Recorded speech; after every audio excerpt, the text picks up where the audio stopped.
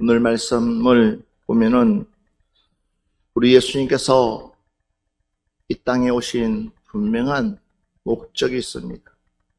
왜 예수님께서 이 땅에 오셨는지를 우리가 잘 알고, 또 하나님께서 왜 예수님을 이 땅에 보내주셨는지를 우리가 잘 깨달아야 됩니다.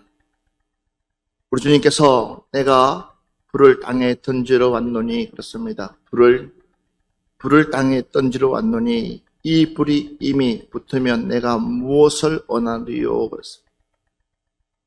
주님께서 내가 이 땅에 온 목적이 뭐냐 했더니 불을 던지러 왔다 그랬습니다. 그리고 불이 이 땅에 활활 타면 내가 뭘 그렇게까지 걱정을 하겠느냐. 그러면서 나는 받을 세례가 있으니 그것이 이루어지기까지 나의 답답함이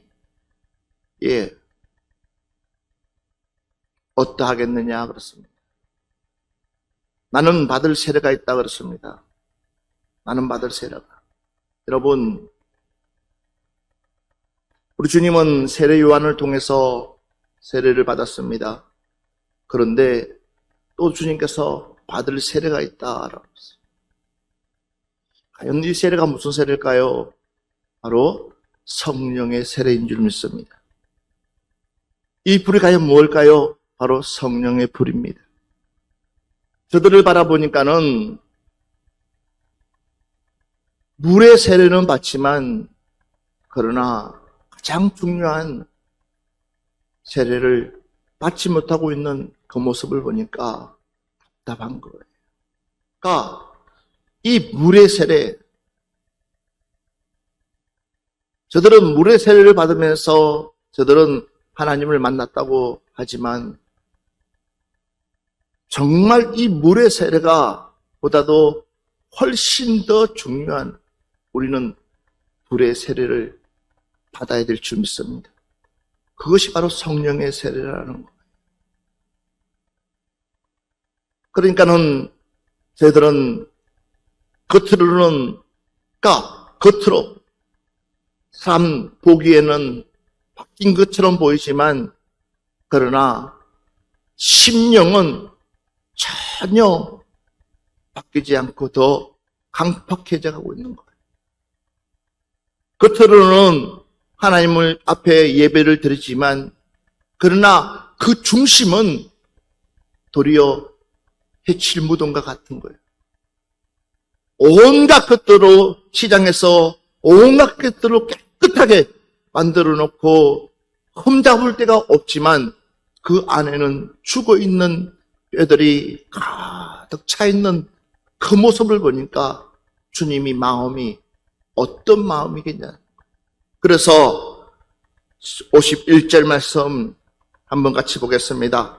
51절 시작. 내가 세상에 화평을 주려고 온 줄로 아느냐. 내가 너희에게 이르노니 아니라 도리어 분쟁하게 하려 함이로라. 너희들이 보기에는 내가 세상에 화평을 추르고 온 것처럼 보이지. 왜? 하나님은 사랑이시니까. 많은 사람들이 이야기합니다. 하나님은 사랑이신데 왜 자꾸만 우리에게 어려운 일들을 만나고 그 어려운 일들 속에서 자꾸만 우리가 분쟁하게 만드냐고.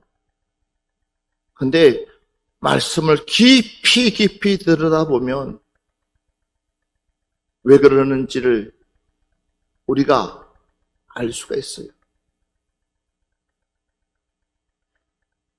겉으로는 아무렇지 않고 겉으로는 신앙생활 잘하는 것처럼 보이지만 그러나 내 내면에는 전혀 하나님의 말씀과 상관없이 동떨어진 삶을 살아가고 있는 저들의 모습을 보니까 주님의 마음이 너무 아픈 거예요.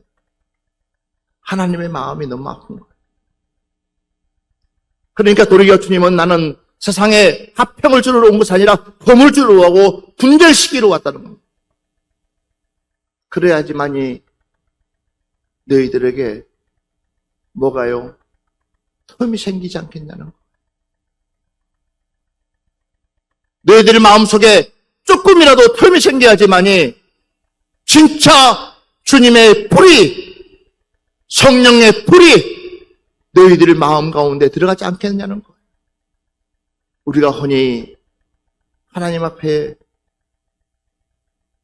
가끔 가다가 이런 기도를 합니다. 하나님, 도대체 내가 하나님 앞에 예배 잘 드리고 기도 잘하고 주일 성수 잘하고 모든 예배 잘 드리면서 공예배 잘 드리면서 철저하게 하나님 말씀 들어 살았는데 도대체 내가 뭘 잘못했길래 나에게 이런 어려움을 주십니까? 라고. 그 기도 자체가 뭐예요? 내가 아직 뭘 받지 못했느냐? 불을 받지 못했다는 거예요. 내가 아직도 내가 뭐예요? 불을 받지 못했다는 거예요. 내가 아직도 내가 뭐예요? 나는 내 의로, 내 도리로 예수님 앞에 나왔지. 정말 내가 깨어지고 부서지고 내 입속에서 나는 죄인입니다. 하나님, 나는 죄인입니다. 나는 하나님 앞에 나올 수 없는 추악한 죄인입니다. 라고 고백한다면, 정말 그런 고백으로 하나님 앞에 기도했더라면 아마 그 어떠한 어려움이 온다 할지라도 도리어 우리는 감사하고 도리어 우리는 하나님 앞에 더 낮아지면서 맞습니다. 하나님, 나는 지금 이 정도뿐이 되지 않습니다. 이 정도밖에 되지 않습니다. 나의 모습은 지금 이 정도뿐이 되지 않습니다. 라고 고백할 수 있습니다. 저는 창세기를 보면서 믿음의 조상 아브라함 하면은 그 사람의 믿음이 대단한 것처럼 하나님이 그 많은 사람들 중에서 아브라함을 추렸을 때에 어마어마한 믿음을 가지고 있을 거라고 생각했지만, 그러나 12장과 13장과 14장과 15장을 가다 보면 이 아브라함의 민낯이 드러나는 거예요. 믿음커녕 도리어 아니 이렇게 끝까지 믿음 없는 사람을 하나님이 계속해서 아브라함에게, 아브라함아, 내가 너하고 약속한 거 너 알고 있지?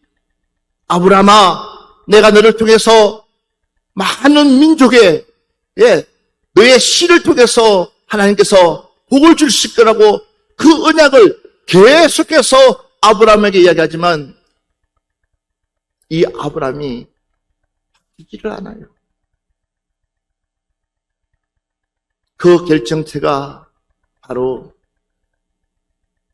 하나님이 아브라함에게 이야기합니다. 아브라함아, 아브라함아, 내가 너를 통해서 민족을 세울 것이고 너의 씨를 통해서 내가 너를 축복해 줄 것이고 너의 씨를 통해서 하나님 나라를 이룰 것이다 해도 아브라함은 엉뚱한 얘기를 해요. 뭐라고요? 하나님, 나는 씨가 없어요. 10년 동안을 기다려왔지만 나에게는 씨가 없어요. 그러면서도 우리 하나님 앞에, 하나님, 나는 내 씨가 아니라 다른 사람에게 하나님의 말씀하신 것을 이루려고 합니다. 그러니까 10년이라는 시간이 지나가도 아브라함은 바뀌지를 않아요. 그런 가운데서 봐보십시오. 가장 결정적인 순간이 어느 순간이냐? 사라가 자기의 여종을 데려다가 아브라함에게 주면서 나는 이미 끝났으니까 이 여종을 통해서 씨를 받으세요 라고 했을 때에 이 아브라함은 하갈을 취합니다. 그리고 그 하갈이 아이를 갖습니다. 그 아이를 갖는 그 순간부터 도리어 반전이 됩니다. 하갈이 사라를 구박합니다. 자, 그랬을 때에 이 사라가 아브라함에 가서 얘기합니다. 도저히 내가 더 참을 수가 없으니까는 당신의 손에서 알아서 저 여인을 어떻게 좀 해보라고 했을 때에 아브라함은 이렇게 핑계를 댑니다. 뭐라고 핑계대냐면 내 종이 아니라 당신 종이기 때문에 당신이 알아서 하라. 이것이 바로 아브라함의 민낯입니다. 그러면서 그 다음부터 이 사라가 얼마나 하갈을 구박하는지 이 하갈은요 밤에 도망가요. 야간 도주합니다. 더 이상 견딜 수가 없어서 그냥 야간 도주 사막 애굽으로 다시 그랬을 때에 누가요? 하나님이 하갈을 찾아가서 얘기합니다. 너 씨를 통해서도 내가 축복해 줄 것이라. 아브라함이 찾는 것이 아니라 누가요? 하나님이 찾아가요. 만약에 이 아브라함이 하나님의 오늘 말씀하시는 이 성령의 불을 받았더라면 어땠을까요?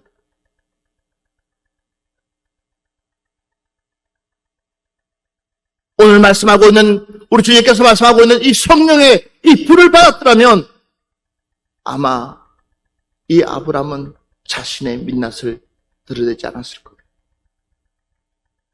그 어떠한 환경 속에 그 어떠한 10년이 아니라 20년이 아니라 30년이 된다 할지라도 하나님의 약속을 붙들고 끝까지 견디면서 끝까지 참으면서 끝까지 기도하면서 하나님의 약속을 기다리면서 아마 갔을 것입니다. 그러나 그는 끝내 기다리지를 못했어요.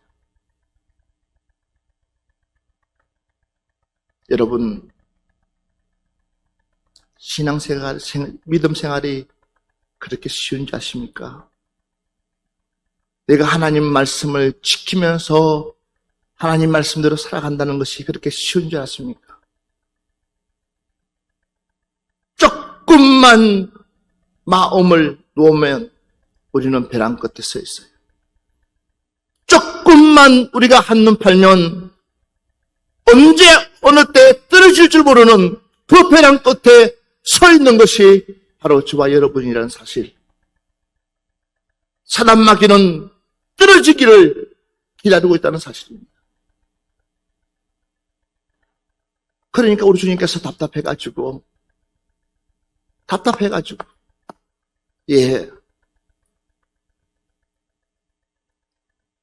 봐보십시오. 유유부터 한 집에 5사람이 있어 분쟁하되 셋이 둘이 셋과 하리니 아버지가 아들과 아들이 아버지와 어머니가 딸과 딸이 어머니와 시어머니가 며느리와 며느리가 시어머니와 뭐 한다고 그랬습니까? 분쟁하리라 하시니라. 그러니까 분쟁은 당연한 거예요. 예, 분쟁은 당연한 거예요. 어른들이 그런 얘기를 해요. 싸우면서 큰다고. 안 싸우고 하면 얼마나 좋겠어요. 그런데 싸우면서 왜 그렇습니까? 내 속에 있는 것 없는 것 다 끄집어내야지만이 내 안에 있는 것들이 얼마나 추악한 것들인지를 민낯을 공개해야지만이 말할 수 있어요. 그때부터 나란 존재를 깨달을 수 있으니까. 그러면서 그제서 아브라함이 정신을 차리고 이제 민낯 밑바닥까지 가고 나서부터 이제 아브라함은 올라가기 시작하면서 그의 믿음 이삭을 통해서 하나님의 믿음을 보여주잖아요. 만약에 그런 민낯이 공개되지 않았더라면 여전히 아브라함은 뭡니까? 자기가 잘났다고 아마도 착각하고 있을 거예요. 맞아요. 맞아요. 내 재능만 믿고 내 능력만 믿고 정말로 내가 가지고 있는 온갖 것들을 다 믿고 우리가 우쭐댈 때가 얼마나 많습니까? 그러나 우리 하나님은 그렇지 않습니다. 가장 내가 애로울 때에, 가장 내가 힘들 때에, 가장 내가 어려울 때에, 가장 내가 고통스러울 때에 우리 주님은 찾아오시는 분이 바로 우리 하나님이신 줄 믿습니다. 그러면서 우리에게 벗이 되어주고 진정한 친구가 되어주시고 사람이 주지 못하는 그 기쁨을 우리에게 주시는 줄 믿습니다. 예. 그래서 우리가 알아야 될 것은 무엇이냐? 바로 분쟁의 대상은 가장 가까운 데서부터 시작된다. 이 분쟁의 대상은 가장 가까운 주위에 있다라는 것을 우리가 인지해야 됩니다. 그러니까 내 분쟁의 대상은 멀리 있는 것이 아니라 가장 가까이 있는 사람. 우리가 흔히 그런 얘기하죠. 너만큼은 내가 찰떡같이 믿었는데. 우리 옆 사람한테 얘기합시다. 나 믿지 마세요. 우리 누구 믿어야 돼요? 하나님 믿어야 돼요. 우리 사람 믿으면 안 돼요. 난 그 사람이 나에게 잘해준다 할지라도 하나님 다음으로 그 사람을 믿어야 되지. 할렐루야. 맞아요, 안 맞아요? 예. 주님 다음으로 그 사람을 믿어야 되지. 우리는 절대로, 그러니까,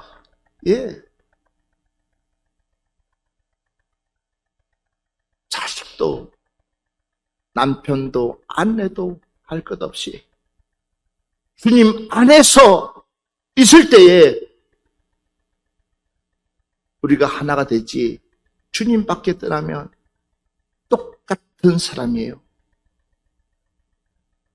그러니까 주님 안에 있을 때에 우리가 같이 대화가 되지 주님 밖에 있으면 세상 밖 사람하고 다를 바가 없습니다. 시편 41편 9절 말씀 한번 볼까요? 봐보십시오.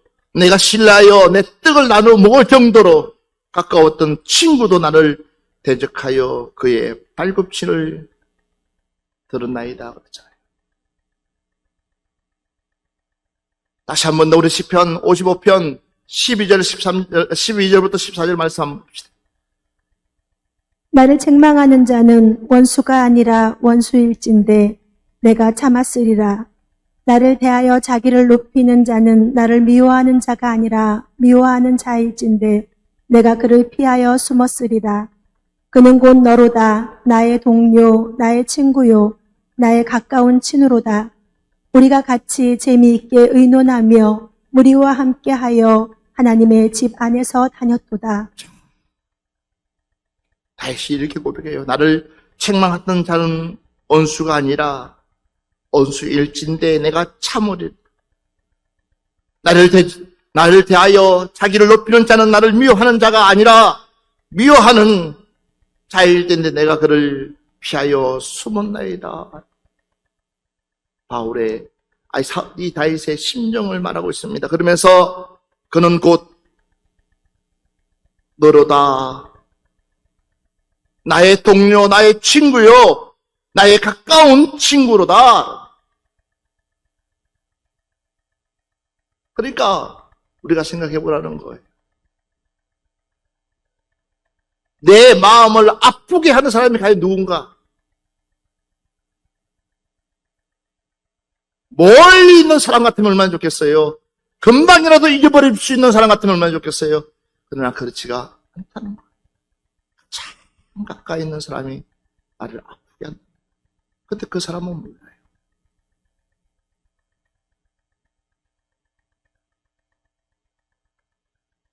잠언서 30장 11절 보면 아비를 저주하며 어미를 축복하지 아니한 무리가 있느니라 그랬어요. 아비를 저주하며 어미를 축복하지 않는 무리가 있다 그랬어요. 이미 말씀으로, 그러니까 심지어는 30장 17절 보면 아비를 조롱하며 어미를 순종하기를 싫어하는 자의 눈은 골짜기에 까마귀에게 쪼이고 독수리 새끼에게 먹이리라 그랬어요. 저도 한때 어머니가 밥을 차려서 가져왔는데 내 마음에 안 든다고, 그러니까 먹고 싶은 반찬이 없다고 제가 상을 한번 엎은 적이 있어요. 진짜로 상을 한번 엎었더니 우리 어머니가요, 한 말 하지 않고 그 상을 싹 치우고요, 밥 줄 줄 알았더니 밥을 안 주시더라고요. 그냥 상만 깨끗하게 치우고 그냥 나가시더라고요. 그날 저녁에 얼마나 배가 고팠는지, 그냥 내가 괜히 상을 엎었어. 그냥 있는 거 그냥 먹었으면 될 걸 얼마나 후회했는지 몰라요. 그런데 우리 어머니가 말 한마디도 안 했어요. 지금 와서 가만히 생각해보면 왜 자녀가 좋아하는 반찬을 모르겠어요? 왜 자녀가 먹고 싶은 거, 왜 어머니가 모르겠어요? 그런데 그럴 형편과 처지가 안 돼요. 그나마 밥이라도 가져와서 한 끼라도 때울 수 있는 것만 해도 감사한데, 저 철딱선이 없는 놈이 반찬 도전하고 있는 그 모습을 보면, 그러니까 우리 어머니가 마음이 아프죠. 이렇게 철딱선이 없었어요. 오늘 이 말씀을 준비하면서 어제 저녁에 참 많이 회개했어요. 그때 내가 교회 안 다니느냐? 아니요, 교회 다녔어요.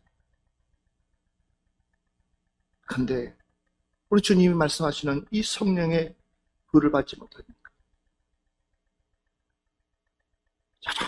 여전히 교회 다녀도 내 안에는 여전히 내 욕구만 차 있는 거예요. 그래서 어저께 이 말씀을 준비하면서 이 말씀이 곧 하나님께서 나에게 하시는 말씀이시오. 한 번 더 볼까요? 예레미야 12장 6절 말씀 봅시다. 내 형제와 아버지 집이라도 너를 만다고요? 속이며 내 뒤에서 크게 애치나니 그들이 내게 좋은 말을 할지라도 너는 뭐하지 마라? 믿지 마라. 새겨서 들어야 됩니다. 맞아요. 그래서 우리가 항상 우리의 가정의 주인은 하나님이시다. 할렐루야. 우리의 가정의 주인은 하나님이시다. 맞아요. 그 하나님이 가정의 주인 되어 있으면 이 분쟁을 피할 수 있어요. 우리 가정의 주인이 최고 높은 자리에 하나님이 계시면 그 가정은 두말할 것 없어요. 그래서 여러분, 시간이 나면 날수록 가정 예배 드리라는 이유가 거기에 있는 거예요. 서로가 서로를 하나님 말씀 보면서 내 부족함을 인정하고 내 솔직함을 인정하고, 그러면서 맞아, 이래서 하나님께서 우리에게, 때로는 이래서 하나님께서 나의 앞길을, 때로는 하나님께서 이래서 나에게 이런 어려움을, 이런 힘든 일을, 이런 상황을 만들었구나.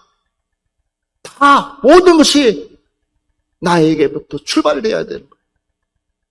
너에게부터 출발이 아니라 모든 근원지는 나에게서부터 출발된다 그러면 바로 이것이 불의 역사라는 거예요. 그러니까 하나님의 말씀을 우리가 가까이 하면 가까이 할수록 내 민낯이 보이게 돼 있거든. 한 번 더 볼까요? 미가서 7장 5절부터 6절 말씀 한번 봅시다. 너희는 이웃을 믿지 말며 친구를 의지하지 말며 내 품에 누운 여인에게라도 내 입의 문을 지킬지어다. 아들이 아버지를 멸시하며 딸이 어머니를 대적하며 며느리가 시어머니를 대적하리니 사람의 원수가 곧 자기의 집안 사람이리로다. 봐봐요. 많이 보세요. 내가 무엇에 시간 허비라고 했는지. 여러분, 그러니까 말 안 들어요. 하나님의 사람은, 성령의 사람은 하나님의 말씀을 듣지만, 그러나 하나님의 사람이 아닌 사람은 뭐가 더 좋아요? 그냥 친구를 찰떡같이 믿어요. 세상의 것들을 찰떡같이 믿어요. 그러다가 도리어 뒤통수 당하고, 내 부모를 찰떡같이 믿어요. 내 형제를 찰떡같이 믿어요. 그러다가 뭐예요? 거기서 시험이 온다는 거예요. 어려움이 온다는 거예요. 그러니까 오늘 이미 본문의 말씀이 어디에? 구약의 미가 선지자를 통해서 이미 우리에게 예언해 주고 있다는 사실이에요. 왜 그렇습니까? 그만큼 중요하다는 거. 그만큼 중요하다는 거. 너희는 이웃을 믿지 말며 친구를 의지하지 말며 내 품에 누운 누구요? 내 품에 누운 누구라고 그랬습니까? 여인에게라도 내 입의 문을 지킬지어다.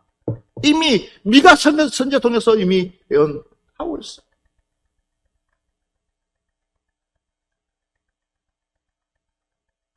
우리가 잘 알고 있는 삼손 보세요.